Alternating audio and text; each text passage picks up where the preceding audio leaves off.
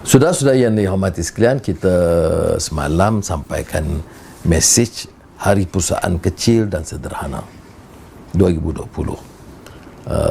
IKS ini atau SMEs atau industri PKS mewakili 98% dari perniagaan di Malaysia. Ya, orang berniaga kecil-kecil sehinggalah agak yang besar sedikit, itu besar jumlah dia. Dan 40% daripada keseluruhan ekonomi, 70% dari tenaga kerja. Ini yang penting, ya.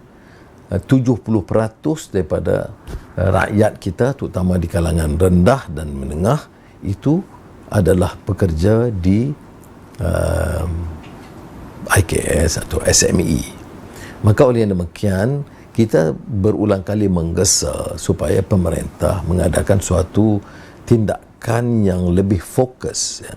Kita tidak mampu umpamanya melihat SME ini mulai lemah dan merudum kerana akan menjejaskan peluang pekerjaan yang sudah mencecah 800,000 yang menganggur sekarang ini.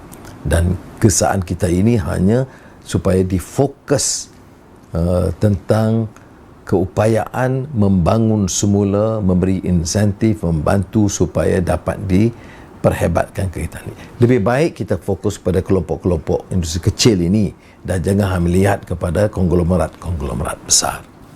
Ini terkait dengan masalah bagi negara kita. Sebab apa kita inginkan satu pemerintahan yang stabil? Bila ada stabil, ada keyakinan saudara nak melabur, sama ada domestik atau pelaburan asing, itu bila dilihat umpamanya ada pemerintahan yang stabil. Kalau tanpa pelaburan dalam negeri atau domestik dan luar, ekonomi tidak boleh berkembang. Malaysia ini adalah negara dagang, a trading nation, dan kita bergantung banyak import ekspor. Tapi sekarang ini banyak yang terjejas. Oleh demikian kita kena fokus benar-benar dalam memberikan harapan dan peluang serta keyakinan kepada pelaburan, ya. Dan apa langkah-langkah yang patut diambil yang mesti ketara sekarang dalam menghadapi ekonomi pandemik?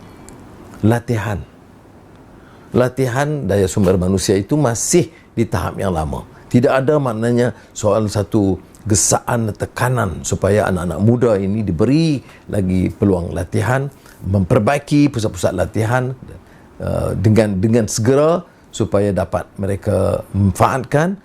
Dan ini juga dengan penggunaan teknologi digital, ya. Dan ini dia masalah sama connectivity, kerana ada kawasan daerah pendalaman Sabah Sarawak, Ulu Kelantan, Ulu Pahang itu yang langsung tak dapat. Saya selalu sebut di Port Dickson itu pun ada kawasan kalau pergi ke Lukut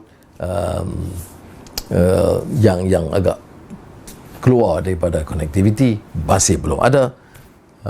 Dan ini akan menyebabkan berlaku lebih banyak kesenjangan di antara golongan bandar yang lebih berpendapatan tinggi dengan yang miskin di pinggir bandar dan di desa dan pedalaman. Teknologi digital ini juga akan memberikan peluang baru dalam apa yang dikatakan startup, anak-anak muda yang guna kaedah sendiri, dan kita bantu mereka untuk dapat mengembangkan keupayaan mereka. Dan dengan memberi sokongan ini dalam bidang pertanian, dalam bidang peternakan dan nelayan, itu sudah dibuktikan bagaimana kita buat ada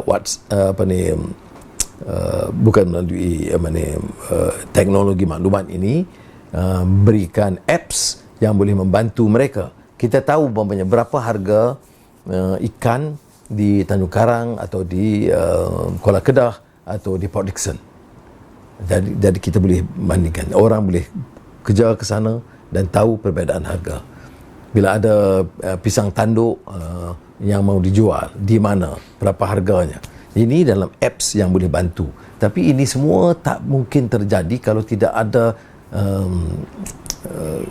perasaan mendesak supaya pimpinan itu mengambil tindakan yang segera nampak. Jadi kita kadang-kadang kalangan rakyat itu kita hanya tunggu ada sedikit bantuan yang disampaikan mengikut pakej rancangan dan juga dana dan sebagainya, tetapi saya fikir yang perlu betul-betul ditekankan adalah penggubalan dasar yang akan memberi manfaat kepada petani dan nelayan, dan ini patut disegerakan kerana kesusahan itu nyata. Ahli-ahli parlimen yang ke daerah, Dr. Azman di Kuala Kedah, Saifuddin di Kuala Bandar Baru, beri maklumat kepada saya dalam 2-3 hari ini bagaimana mereka tak kala menemui rakyat itu merasakan rakyat itu dalam menghadapi kehidupan yang sangat tertekan. Jadi kita yang menjadi penggubal dasar tidak boleh pandang ringan dalam perkara ini, dan yang paling menyedihkan ialah kadang-kadang dasar seperti mana tender ada kontrak 5G, sekejap lulus, sekejap batal, tak tahu sebabnya, tak tahu harganya, tak tahu apa-apa, ya. Jadi ini semua seolah-olah pakatan sulit untuk memutuskan, dan ini akan menelan belanja berbilion-bilion ringgit, ya. Tak ada langsung pertanggungjawaban atau ketelusan. Jadi mudah-mudahan hal-hal ini dapat kita perbaiki, dan selain daripada yang saya sebut tadi tentang pelaburan, latihan, teknologi digital, ya, pertanian dan perikanan, ini ada keupayaan. Umpamanya harga barang makanan sudah naik. Ini dia terikat dengan soal pengeluaran.